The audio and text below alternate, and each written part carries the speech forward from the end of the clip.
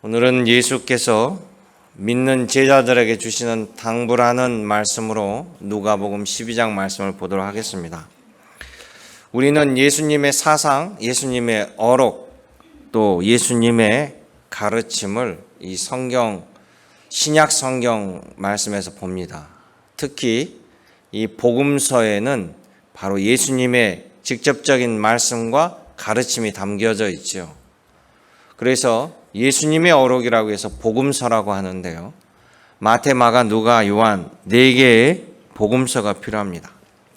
그런데 왜 4개의 복음서가 필요할까요? 그냥 하나로 정리해서 우리에게 가르쳐주면 좋을 텐데, 이 성경 복음이 4개 신약에 들어있는 것은 각각 이 말씀을 받는 대상자가 다르기 때문에 4가지 복음이 있습니다. 특히 이 마가복음은 가장 간결하고 짧습니다. 그런데 이 마가복음은 유대인이 아니면서 예수님을 영접한, 즉 헬라 그리스도인들을 향해서 쓴 책이고요. 마태복음은 유대인들을 향하여 쓴 겁니다. 아직 안 믿는 유대인들이 주 대상으로 쓴 거고요. 누가복음은 마태와 요한복음은 예수님의 직접 12제자가 쓴 건데, 누가복음은 예수님의 직계 제자가 아니에요. 그리고 헬라인입니다. 그러니까 누가는 유대인이 아니죠. 헬라인이 로마 제국의 관리였던, 그 역시 헬라인이죠. 유대인이 아닌 바로 데오빌로 각하에게, 그 데오빌로 각하가 예수님을 믿고 아는 예수님의 제자예요. 그에게 당신이 믿고 알고 있는 예수님에 대해서 내가 바울 사도를 따라다니면서 또 12제자와 교류를 하면서 들었던 말씀 그대로, 또 마태와 마가를 참고하여서 데오빌로 각하에게 예수 그리스도의 복음을 증거하는 겁니다. 헬라인과 유대인의 차이점은, 유대인들은 유일신 하나님을 섬겼어요. 대부분은, 중간에 변절하기도 한 걸 빼고 큰 주류는 하나님을, 창조자 하나님을 섬깁니다. 그런데 로마 제국의 사람들은 뭐죠? 수많은 신들을 동시다발로 섬기는 거예요. 그러니까 우리가 알고 있는 주피터라든지, 또 주피터는 하나님처럼 모든 것을 관장하는데 신들의 신이라고도 합니다. 그러고도 아모르라든지 또 아프로디테, 그리스 신과 동일하니까요. 여러 종류의 술의 신, 바다의 신, 바람의 신, 번개의 신 다 세분화되어 있어요. 다 능력이 달라. 그러니까 우리가 필요할 때는 바람도 필요하고, 때로는 바람이 불어줘야 되고, 농사를 지려면 때로는 비도 와줘야 되고, 이런 것들을 다 필요한 거예요. 그래서 다신을 섬기는 겁니다. 다신을 섬기는 이 헬라인들에게 예수 그리스도의 복음을 전하면 어차피 여러 신들을 섬겼는데 거기에 플러스 하나 더 섬기는 것은 큰 문제가 되지 않아요. 그런데 유대인들에게 있어서는 다른 이야기가처럼 들려지면 강력하게 반발하는 거죠. 그래서 예수님이 하나님의 말씀을 전하고 하나님 내 아버지라고 할 때 그들은 그냥 마음을 닫아버려요. 신성모독이라고만 생각하고 예수님의 말을 듣지 않기 때문에 복음이 들어가기 훨씬 어려웠습니다. 자, 그런데 기독교가 전하는 하나님, 바로 삼위일체 하나님 한 분입니다. 다른 신이 존재하지 않아요. 다른 신은 다 가짜입니다. 그러다 보니까 복음이 전해지는 곳곳마다 분쟁이 끊이질 않아요. 예수님도 그러죠. 제자들에게 내가 평화를 주러 온 것이 아니고 분쟁을 주러 왔다. 어머니와 자녀가, 시어머니와 며느리가 분쟁하고 다툴 것이다 라는 이야기가 바로 살아계신 하나님, 창조주 하나님, 유일하신 하나님을 증거하기 때문에 온갖 잡신을 섬기는 사람들은 당연히 반발하겠죠. 그래서요, 여러분, 예수님의 제자로 산다는 것은 분쟁의 중심에 서는 거예요. 여러분이 복받은 가정은 온 가족 일가 친척, 본가 또 처가 모든 식구들이 다 하나님 믿으면 분쟁이 좀 적겠죠. 그러나 여러분 알게 모르게 사회적으로도 생활할 때 안 믿는 사람 또 우상을 믿는 사람들과의 여러분이 본의 아닌 피해와 여러 가지를 당하게 됩니다. 심지어 세계 곳곳에서는 예수님 믿는 것 때문에 죽음의 위협을 받고 있습니다. 예수께서는 그런 미래를 다 아시고 누가복음 12장에 예수님의 제자라고 한다면 모두가 반드시 들어야 할 당부의 말씀을 주시는 거예요. 곧 여러분들에게 주시는 말씀으로 여러분 기억하시길 원합니다. 오늘 12장 말씀을 통해서 주님의 가르침에 큰 은혜와 결단이 나타나기를 원합니다. 오늘 말씀을 보면 12장 1절에 보면 많은 사람들이 예수 그리스도의 말씀을 들으려고 구름대처럼 몰려왔다라고 기록하고 시작하고 있습니다. 그 많은 무리들 가운데 먼저는 예수께서 제자들에게 믿음의 자녀들에게 하시는 말씀이에요. 그래서 12장 1절에 보면 그동안 무리 수만 명이 모여서 서로 밟힐 만큼 되었더니 예수께서 먼저 제자들에게 말씀하여 이르시되, 자, 예수 그리스도를 믿고 따르는 제자들, 여러분 같은 제자들에게 말씀을 주시는 말씀이에요. 첫째는 뭡니까? 바리새인의 누룩과 외식을 주의하라 그래요. 바리새인의 누룩과 그들의 외식을 주의하고 예수께서 주시는 진리를 끝까지 붙잡아라라고 이야기합니다. 이렇게 예수님이 말씀하신 이유는요, 단순하지만 이 단순한 한 절에 보면 바리새인들의 가르침과 누룩과 외식이 강력하다는 거예요. 우리들에게 빠져들어갈 수 있고 흡입력이 강력하고 우리를 지배한다는 거예요. 그러니까 끝까지 제대로 된 예수 그리스도의 진리를 붙잡고 우리가 살아가는 것이 매우 중요하다는 거예요. 쉬우면 말씀하지 않습니다. 어려우니까 당부하는 거예요. 여러분, 우리는 진리를 원합니다. 가짜는 싫어하죠? 여러분, 가짜 좋아해요? 가짜 싫어합니다. 고춧가루도 가짜를 좋아합니까? 기름도 가짜 싫어하잖아요. 얼마나 좋으면 참기름, 진짜 기름. 가짜는 뭐든지 싫어해요. 가짜는 우리에게 도움이 되지 않습니다. 가짜는 우리에게 잘못된 길로 인도하고요. 가짜 약은 우리의 건강을 해쳐요. 가짜는 우리의 경제를 손해를 끼칩니다. 영적인 길에도요, 진짜가 아니고 가짜가 많이 있어요. 가짜를 따르게 되면 내 영혼이 당연히 피폐해지는 거예요. 그러니 내 영혼권을 위해서도 진리의 길을 가야 합니다. 바로 그 진리의 길이 예수 그리스도를 구주로 알고 예수님을 섬기는 거예요. 여러분들이 예수님을 알았다는 것은 정말 제대로 진짜의 길에 들어선 것이에요. 여러분은 복받은 사람임을 기억하시길 원합니다. 그래서 진짜의 길에 들어선 사람은 넘어지더라도 조금 엎어지더라도 다시 일어나서 재정립을 할 수 있잖아요. 근데 원래 잘못된 길에 서 있는 사람은 엎어지든 자빠지든 일어나도 잘못된 길에 서 있는 거예요. 왜 예수님은 바리새인들을 조심하라고 했을까? 특별히 그들의 누룩이라고 지칭했습니다. 여기서 누룩은 뭐냐면 잘못된 교리예요. 잘못된 가르침이라는 거죠. 바리새인들 모두가 하나같이 예수님을 구주로 못 알아보고 예수님을 적대하고 신성모독죄로 죽이려 했는가? 어떻게 모를 수가 있을까라는 의문이 듭니다. 그런데 결론적으로 말씀드리면 예수님이 오실 당시에 로마 제국 시대에 대제사장, 바리새인, 사두개인들은 말로는 하나님을 섬기고 율법을 따른다고 하지만 그들은 진리를 몰랐어요.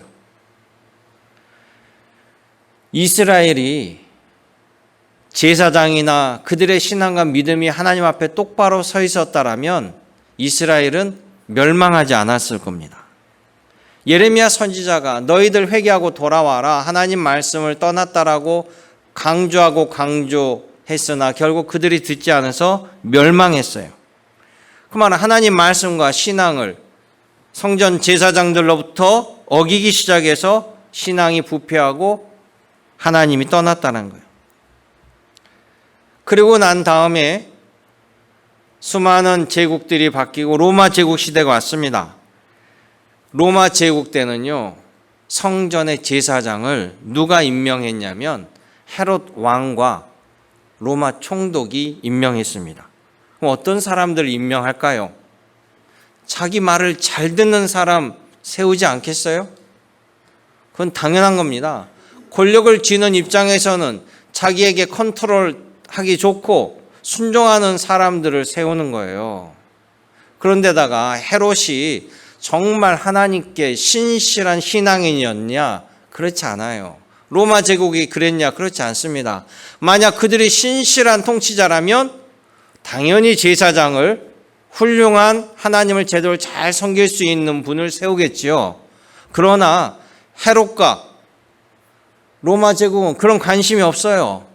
이스라엘 땅을 통치하는 데는 제사장의 힘이 필요했기 때문에 어용 제사장을 세우는 겁니다. 돈을 받고 제사장을 세워주는 거예요. 그러니 그들에게 구약에 있는 그런 제사장의 모습을 기대할 수가 없겠죠. 정통성도 없습니다. 그러니까 백성들이 따르지 아니하고 존경하지 않아요. 그럼 바리새파는 거기에 반발하여서 우리가 제대로 하나님의 율법을 가르치고 증거한다라고 생긴 사람들이 바리새파예요. 이 바리새파는 사두개인의 반대 세력이 되면서요, 그들 역시 세력을 형성하는데 그들은 어디로 세력을 형성하냐면 회당을 중심으로 세력을 형성합니다. 그러면서 수많은 율법의 조항들 또 자신들의 유전을 가지고 백성들의 삶을 통제하는데 백성들이 보기에는 성전 제사장들보다 이 바리새파가 훨씬 나은 것처럼 보이는 거예요. 그러니까 백성들은 이 바리새인들을 따르게 됩니다. 그런데 그들 역시 자신들의 이익 세력이 되다 보니까 하나님 말씀대로 서 있는 것이 아니라 기득권을 지키는데 유리한 쪽에 서게 되는 거죠. 예수님을 구주로 알아볼 수가 없죠. 그런 상태에서. 그러니까 예수님이 뭐라고 했습니까? 오히려요, 이 복음서를 보면 예수님은 제사장들보다 바리새인들을 더 꾸짖고 혼냅니다. 왜냐하면 이들이 벌써 백성들에게 수많은 영향력을 끼치고 이들이 제대로 돼 있다면 예수님을 먼저 영접하고 환영했어야 돼요. 그런데 이들은 예수님을 십자가 못 박아 죽이는데 앞장서게 됩니다. 그들은 알지 못해요. 하나님 말씀을 변질됐습니다. 여러분 생각해 보십시오. 왜 하나님께서 모세를 보내서 전무후무한 기적을 베푸시고 그들을 가나안 땅으로 옮겼을까요? 이스라엘 백성들이 애굽 땅에서 너무나 처절한 고통을 당하며 이집트에 있는 수많은 우상들을 제작하고 만드는 피라미드라든지 스핑크스에 하나님의 백성이라는 이스라엘 백성들이 동원되고 그들의 처절한 고통을 당하니까 하나님께서 모세를 보내서 구원하시듯이 왜 로마 제국 시대 그렇게 제사장, 서기관, 사두개인, 바리새인이 많이 있음에도 불구하고 하나님께서 약속하신 메시아 예수께서 로마 제국 때 오셨겠냐는 거예요. 그들이 잘했으면 예수님이 그때 오셨겠습니까?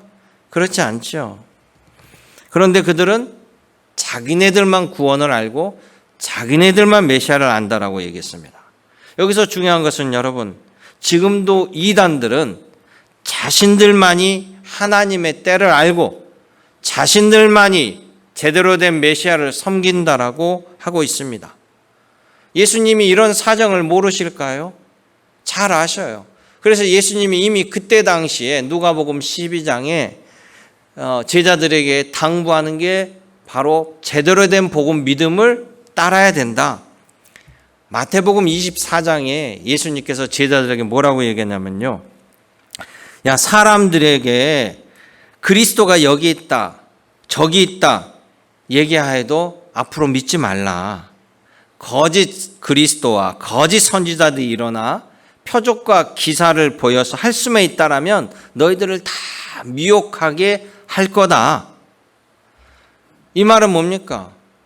여러분이 성실하게 살아가도 계속해서 전화가 오면서 보이시피싱이 와요. 여러분들이 사기 당하려고 노력한 것이 아니잖아요. 여러분은 잘 살려고 하는데 끊임없이 보이시피싱 전화가 오고 여러분을 사기치려는 사람들이 계속해서 여러분들을 노리고 있습니다. 그러니까 여러분들이 순간 잘못하고 순간 버튼 잘못 누르고 순간 전화 잘못 받으면 여러분 탈탈 털리는 거예요. 너무나 화가 나죠. 그런데 사기꾼들은 그것이 그들의 주 일이에요. 나는 성실하게 살아도 사기꾼의 올무에 넘어가면 탈탈 털리는 것처럼. 그러니까 예수님 뭐라고 합니까? 내가 너희에게 미리 말하노라. 사람들이 너희에게 말하여 보라 그리스도가 광야에 있다 하여도 나가지 말고 보라 골방에 있다 하여도 믿지 말라. 인자가 올 때는 하늘에서부터 징조를 보이겠고 그때는 모든 민족이 통곡하여 인자가 구름을 타고 큰 능력과 영광으로 오는 것을 보게 되리라. 아멘. 예수님 말씀 뭐예요? 예수님이 재림하실 때는 모든 민족이 다 보고 알 수 있게 오신다라는 거예요. 그런데 거짓자들은 뭐랍니까? 내가 얘기하는 광야에 가면 그분이 오셨다. 내가 얘기하는 그 골방에 가면 거기 오셨다. 이렇게 얘기하지만 주님은 말씀하셨습니다. 당신이 오실 때는 모든 사람들이 알 수 있게 오신다라고 말씀했다는 거예요. 그러기에 여러분 정통교단의 가르침이 믿음의 말씀이고 그 말씀에 충실하게 따르시기를 원합니다. 여러분 내가 이해가 된다고 내가 성경을 읽고 내가 이해가 된다고 그게 하나님의 뜻이라고 착각하면 안 돼요. 내가 이해가 안 돼도 진리는 진리예요. 하나님 가르침대로 말씀대로 따라야 되는 것이 진리입니다. 여러분들에게는 수많은 바리새의 누룩과 외식의 유혹이 존재합니다.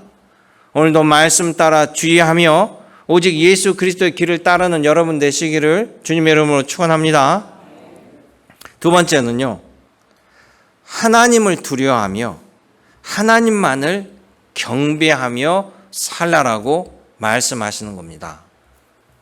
제가 뉴스를 보니까 올해 이달 8월 18일에 프랑스의 아주 유명한 배우 아랑드롱이 89세로 세상을 떠났더라고요. 우리 세대, 여러분 세대 아랑드롱 모르신 분이 있어요? 없지요. 그냥 미남의 대명사. 그러면 무조건 아랑드롱이에요. 잘생겼으면 다 아랑드롱처럼 생겼다고 했어요.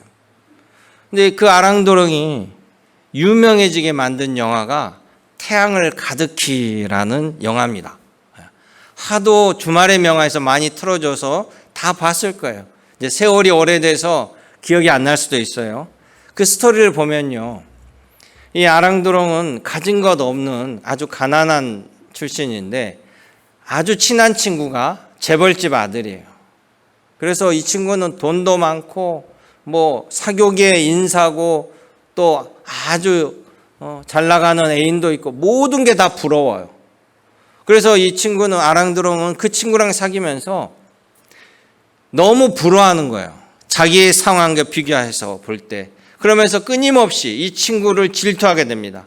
내가 그 자리에 서면 어떻게 할까? 이 친구는 부모 잘못했나 이렇게 잘 사는 거 아니에요? 여러 가지 복잡한 생각을 갖게 됩니다. 친구를 부러워한 나머지 요트를 타고 바다에 나갔다가 친구를 바다에 빠뜨려 죽입니다. 그리고 그제로부터 자기가 이 친구의 행세를 하기 시작합니다. 모든 사인을 위조하고 그래서 이 친구의 재산을 가로채고 그 친구의 애인까지 위로해 준다는 항목으로 자기의 여인으로 만들고 완전 범죄를 이룹니다. 그리고 나중에 자기가 완전 범죄가 이루어졌다라고 생각하는 그때에 안심하면서 그 친구를 죽였던 그 요트를 팔게 돼요. 그 요트를 팔았는데 그 요트를 산 사람이 요트를 점검하려고 배를 올려다 보니까 배 끝에 로프에 친구의 시신이 묶여 있었는 거예요. 그게 발각이 되면서 그의 완전 범죄는 끝이 납니다. 그 영화의 반전이죠. 이 영화는 모든 것이 감추인 것이 드러나는 것을 보여줍니다.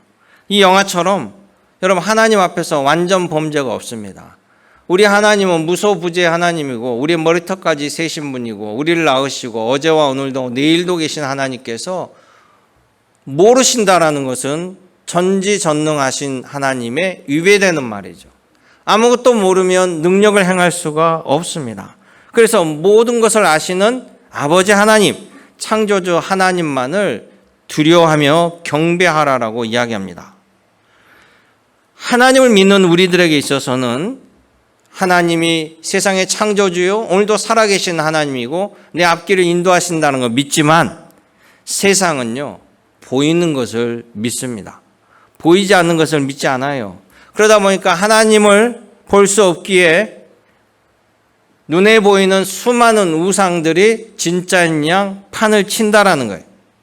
그리고 오히려 보이지 않지만 진짜이신 하나님을 믿는 자들을 조롱하고 핍박하는 겁니다. 여러분 지금도요 전 세계 많은 민족들이 얼마나 많은 우상을 섬기는지 몰라요. 과학이 발전됐고 인공지능 AI가 미래를 선도한다는 이 시대에도 여전히 수많은 사람들이 수많은 우상과 수많은 우상의 제사를 드립니다. 한번 표를 보여드릴게요. 전 세계에 있는 이 종교, 그것도 굵직굵직한 종교들만 화면에 띄웁니다.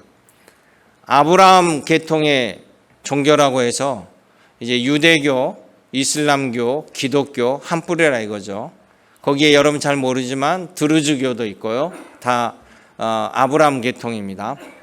그 다음에 인도로 가면 브라만교, 힌두교, 불교, 자하나교, 이자비카교, 시크교, 또 도교, 유교, 선불교, 천도교, 증산도, 원불교, 고대로부터 있었던 조로아스터교, 또 마니교, 이름도 알지 못하는 수많은 종교들이 있어요. 심지어 과학을 맹신하고 신으로 섬기는 헐리우드의 유명한 배우 톰 크루즈가 열렬한 신자이고 존 트라볼타도 열렬한 신자인 사이언톨로지교, 또 천리교, 증산도, 통일교, 뉴에이지 얼마나 많습니까? 거기에 전통 민간신앙, 부두교, 또 우리가 알지 못하는 여러 가지 모든 신들을 섬기는 남묘호랑개교도 있죠.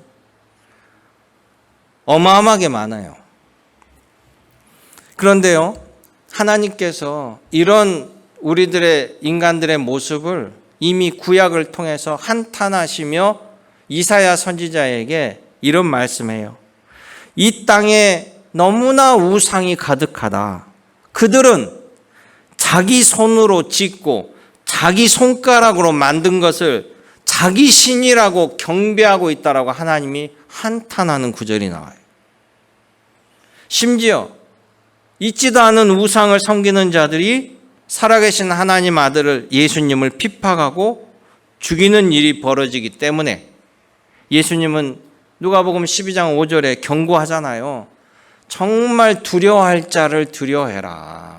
몸은 죽여도 영혼을 죽이지 못하는 그들을 두려워하지 말고 영혼을 죽인 후에 지옥으로 던질 권세 있는 하나님을 제발 두려워하라 라고 이야기합니다. 원래 우리 하나님은 두려우신 하나님이 아니에요. 사랑의 하나님입니다. 그러나 죄는 용납하지 아니하신다고 하시죠. 그 이사야 선지자에게 우상에 대해서 구체적으로 이렇게 말씀해 주셔요. 화면 한번 보여주세요. 제가 성경 말씀을 화면으로 합니다. 뭐라고 얘기하냐면요. 이사야서 44장인데요. 이스라엘아, 내가 너를 모태로부터 지었고 내가 너를 만들었노라. 내가 너를 낳았노라. 이스라엘 백성들에게 하나님 하신 말씀이에요. 그러면서 야, 우상을 만든 자들은 다 허망해. 그들이 원하는 것은 무익해. 그러면서 어떻게 나무를 가지고 이 나무는 사람들이 땔감으로 쓰고 그 나무를 가지고 불을 태워서 몸을 덮이기도 하고 그 나무를 가지고 불을 피워서 떡을 구워 먹기도 하는 그 나무를 가지고 신상을 만들어서 거기다가 경배를 하고 그 나무로 우상을 조각하여서 그 앞에 엎드리느냐. 그러면서 너희는 너희 손으로 만든 것을 가지고 이것은 나의 신이니 나를 구원하리라. 이렇게 이야기한다라는 거예요. 그러면서 44장 21절에 뭐라 합니까? 야곱아, 이스라엘아, 너희는 기억하라. 너는 내 종이라. 너는 내가 지었으니 너는 내 종이라. 할렐루야. 그럼에도 불구하고 지금도 수많은 사람들이 우상을 섬깁니다. 그러니 여러분들은 얼마나 럭키합니까? 내 아버지를 알고 내 어머니를 알고 제대로 길에 서 있는 거예요. 놀랍지 않으세요? 여러분은 이런 살아계신 하나님을 믿는 겁니다. 여러분들은 죽은 돌과 나무 조각을 믿는 것이 아니에요. 우리 하나님은 그래서 경배 받으실 만하시고 여러분들의 경배를 오늘도 기뻐하신 줄 믿으시길 원합니다. 그래서 여러분이 여러분의 자녀들을 지키고 보호하고 양육하듯이 우리 하나님은 우리를 지으신 이유 나를 사랑하신 내 아버지이시기 때문에 나를 끝까지 지키시고 보호하신다는 사실을 또 성령의 인도함을 위해서 우리에게 보내셨다는 사실을 한순간도 잊지 마시기 바랍니다. 우리에게 성경 말씀을 주신 이유는 이 성경 말씀을 통해서 하나님이 하신 역사가 우리에게 동일하게 일어나는 것을 알게 하시려고 주신 거예요. 여러분, 하나님의 약속은 반드시 이루어져요. 보십시오. 야곱이 형 에서에게 죽임을 당하고자 이 형 에서가 이 형제간에 난리가 나서 죽이고자 하니까 야곱이 결국 어머니 아버지의 말을 듣고 라반 삼촌 집으로 피난을 갑니다. 한치 앞을 알지 못해요. 우리들의 인생길 같아요. 앞에 무엇이 기다리고 있는지 한치 앞을 알지 못해요. 그런데 베델이라는 곳에서 하나님을 만나게 됩니다. 하나님이 야곱에게 얘기합니다. 야곱아, 나는 아브라함의 하나님, 너의 아버지 이삭의 하나님, 내가 너와 함께하고 너가 나에게 믿고 따르면 내가 반드시 너를 돌아오게 하리라. 내가 너에게 결코 떠나지 아니하리라. 하나님이 약속을 해줘요. 그 약속을 받고 떠나갑니다. 약속이 이루어질지 안 이루어질지는 돌아와 봐야 아는 거잖아요. 그 라반 삼촌 집에 갔어요. 그런데 라반 삼촌이 자기보다 더 심해. 자기도 속이는 한 가닥 했었는데 자기 삼촌이 자기를 속이는 데서는 번번이 당합니다. 20년 동안 모든 걸 다 착취당해요. 모든 노동력을 다 착취당합니다. 임금을 한 푼도 받지 못해요. 그러면 야곱은 거지가 됐습니까? 아닙니다. 그가 돌아올 때는 하나님이 놀랍게도 채워주셔요. 채워주셔서 거부가 되게 하셔요. 그리고 돌아오게 됩니다. 돌아올 때도 라반 삼촌과 함께 화해하고 하나님이 나에게 이런 은혜를 주셨습니다. 라반 삼촌께 당당하게 이야기하고 라반 삼촌도 거기에 대해서 부인하지 못하고 야곱과 함께 화해 제사를 드리고 헤어집니다. 오는 길에는 누가 자기를 지키고 있습니까? 에서 형이 자기를 죽이려고 400명의 군사를 데리고 기다리고 있는데 야곱이 가는 도중에 하나님의 천사 장을 만나요. 하나님이 보내신 마나하임이라는. 그걸 통해서 하나님이 나와 함께 하시는구나 고백하죠. 그리고 에서 형을 만났을 때 화해하게 되고 결국은 돌아오는 길에 하나님께서 무사 귀환을 이루어주셔서 하나님 모든 것을 해주셨습니다 라고 제사를 드리는 장면이 나옵니다. 하나님의 약속은 반드시 이루어진다는 거예요. 그것을 우리에게 보여주시기 위해서 야곱의 이야기가 기록되어 있습니다. 사랑하는 성도 여러분, 바울이라는 사람은요, 바리새파 중에 바리새파였습니다.